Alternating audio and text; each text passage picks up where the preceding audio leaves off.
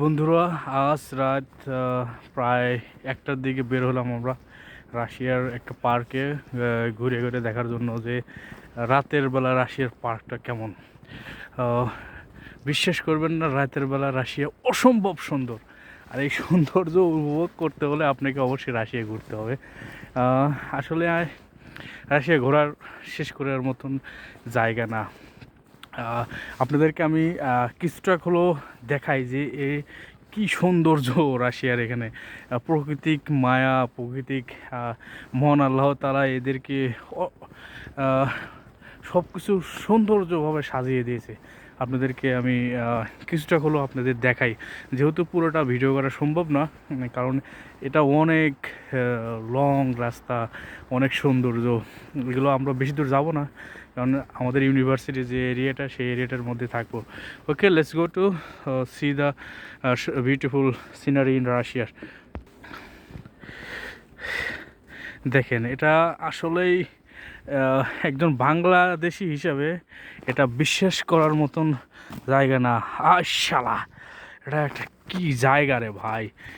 প্রকৃতিক মায়া, লীলাভূমি, আহ, অসম্ভব সুন্দর, অসম্ভব সুন্দর, অসম্ভব সুন্দর। আহ, এটা অনেক একটা ফেমাস জায়গা। এদের অনেক সাহিত্য, অনেক হিস্টোরি, অনেক এদের দেশের সংস্কৃতি, এদের এখানে সব কিছু। আমার এই পাশে এটা হলো একটা বন, সুন্দর, এটা জঙ্গল। আপনারা হয়তোবা এখানে দেখতে পাচ্ছেন, এটা এই পাশেই হলো ইউক্রেন। এখানে যত দূর চোখ যাবে তত দূর আপনার হলো বনের মধ্যে দিয়ে লাইট দেওয়া আছে, যেন কোনো মানুষজন যদি বনের মধ্যে যায় যেন হারায় না যায়, কোনো ভয় না পায়। আর এখন রাত বাজে রাত 1টা। এটা অবিশ্বাস্য হলেও এটা সত্য। এটাই সত্য, রাত বাজে 1টা, কিন্তু এখানে পুরোটা সিনারি লাগতেছে মনে হয় যে কেবল সন্ধ্যা, কিন্তু তা না। এখানে রাত 1টা বাজে, ধুমধুম রাত।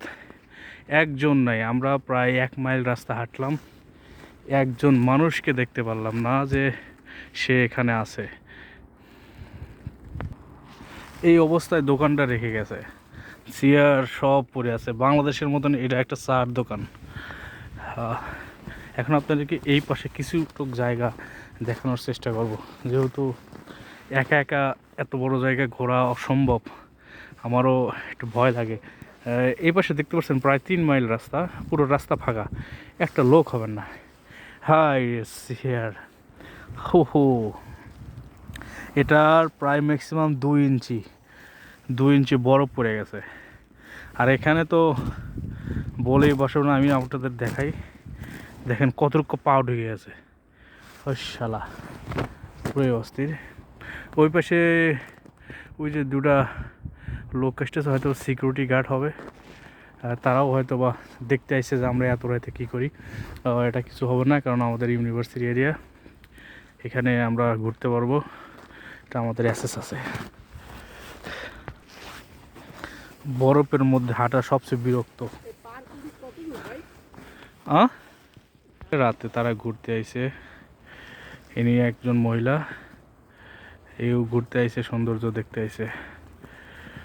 কাজ শেষ, হয়তো বা নাইট ডিউটি ছিল, কাজ শেষ করে আসতেছে। রাশিয়া এমন একটা সিকিউরিটিফুল কান্ট্রি, এখানে কাহুর টাকা কেউ নেবে না, কাহুক মারবেও না, কাহুক ধরবেও না। হাস, কি অপরূপ লীলাভূমি ভাই!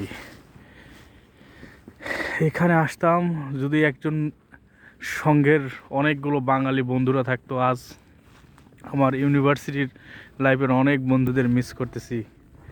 আমার ইউনিভার্সিটি লাইফের বন্ধুরা যদি থাকতো তাহলে এদের নিয়ে আমি এই জায়গায় বসতাম। মোশারফ, জাহিদ, এদের নিয়ে বসতাম। মামুক অনেক মিস করি।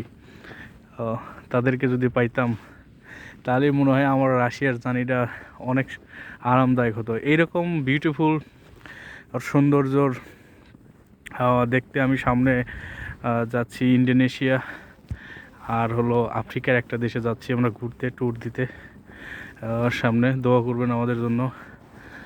আমি অবশ্যই আপনাদের ভিডিওর মাধ্যমে দেখাবো ব্লগ করে। ভিডিওটা অনেক বড় হচ্ছে, তবে আমি বেশি দূর যাব না, সামনেই আমরা ব্যাক করব, কারণ ওদিকে যাওয়া অসম্ভব। এগুলো হলো গাছ। আমাদের বড় ভাই গোপাল ভাই বরফের উপর উঠে ছবি উঠতেছে, আর আমাদের বড় ভাই রনি ভাই সে ভিডিও করতেছে। এখন আমরা রনিকলে একটু ফান করব। রনিক এই বরফের গাছের নিচে দিয়ে আমরা ঝাঁকি মারবো, একটা মজা করব।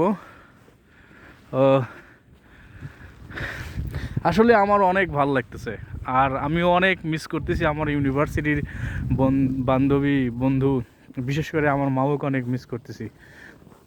যে আমার মনে হয় তারা থাকলে আমি পুরো রাশিয়ায় 110টা প্রদেশ আছে, আমি ম্যাক্সিমাম প্রদেশে ঘুরতে পারতাম।